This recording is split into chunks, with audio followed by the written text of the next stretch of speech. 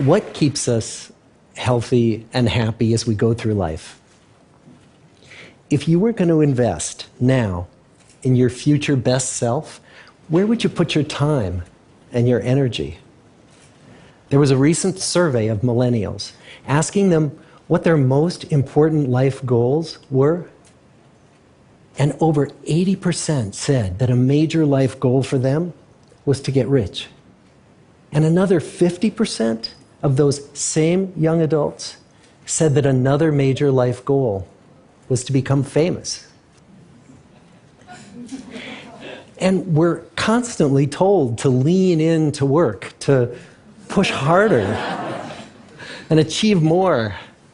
We're given the impression that these are the things that we need to go after in order to have a good life.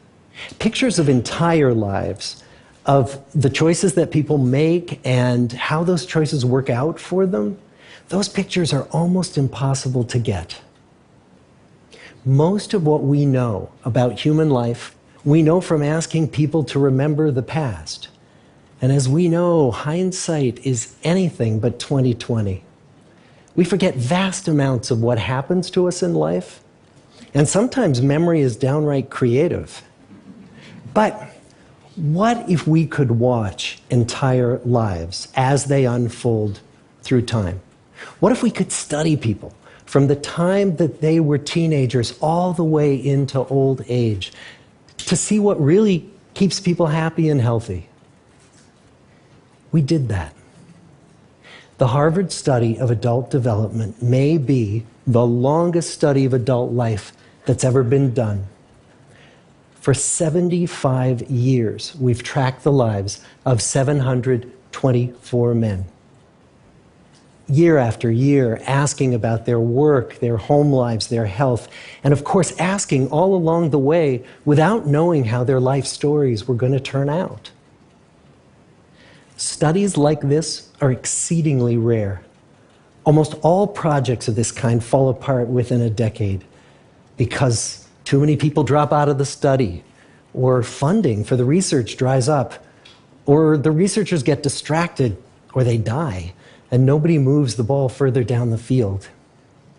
But through a combination of luck and the persistence of several generations of researchers, this study has survived.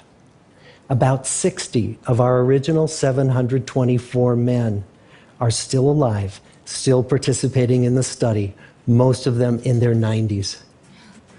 And we are now beginning to study the more than 2,000 children of these men. And I'm the fourth director of the study. Since 1938, we've tracked the lives of two groups of men. The first group started in the study when they were sophomores at Harvard College.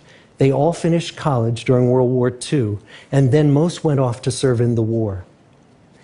And the second group that we've followed was a group of boys from Boston's poorest neighborhoods.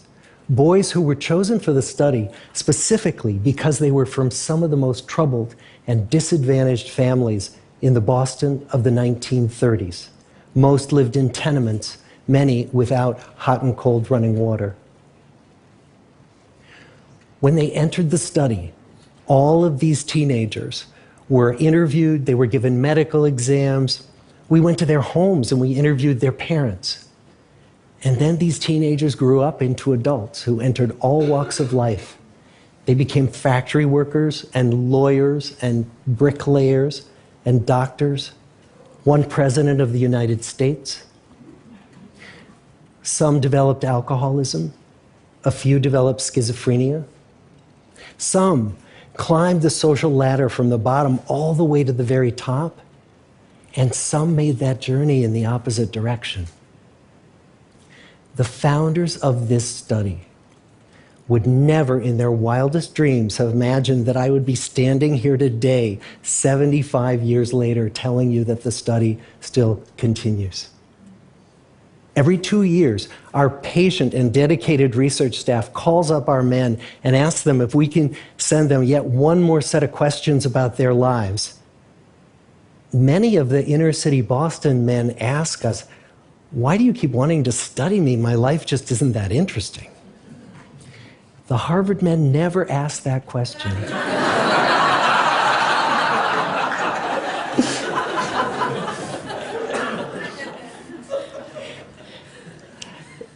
to get the clearest picture of these lives, we don't just send them questionnaires. We interview them in their living rooms. We get their medical records from their doctors. We draw their blood. We scan their brains. We talk to their children. We videotape them talking with their wives about their deepest concerns. And when, about a decade ago, we finally asked the wives if they would join us as members of the study, many of the women said, "You know, it's about time." So what have we learned? What are the lessons that come from the tens of thousands of pages of information that we've generated on these lives? Well, the lessons aren't about wealth or fame or working harder and harder. The clearest message that we get from this 75-year study is this: good relationships keep us happier and healthier, period. We've learned 3 big lessons about relationships. The first is that social connections are really good for us and that loneliness kills. It turns out that people who are more socially connected to family, to friends, to community, are happier, they're physically healthier, and they live longer than people who are less well connected. And the experience of loneliness turns out to be toxic. People who are more isolated than they want to be from others find that they are less happy, their health declines earlier in midlife, their brain functioning declines sooner, and they live shorter lives than people who are not lonely. And the sad fact is that at any given time, more than 1 in 5 Americans will report that they're lonely. And we know that you can be lonely in a crowd and you can be lonely in a marriage. So the second big lesson that we learned is that it's not just the number of friends you have, and it's not whether or not you're in a committed relationship, but it's the quality of your close relationships that matters. It turns out that living in the midst of conflict is really bad for our health. High conflict marriages, for example, without much affection, turn out to be very bad for our health, perhaps worse than getting divorced. And living in the midst of good, warm relationships is protective. Once we had followed our men all the way into their 80s, we wanted to look back at them at midlife and to see if we could predict who was going to grow into a happy, healthy octogenarian and who wasn't.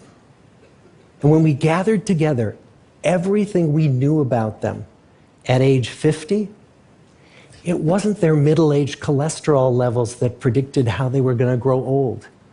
It was how satisfied they were in their relationships. The people who were the most satisfied in their relationships at age 50 were the healthiest at age 80. And good, close relationships seem to buffer us from some of the slings and arrows of getting old.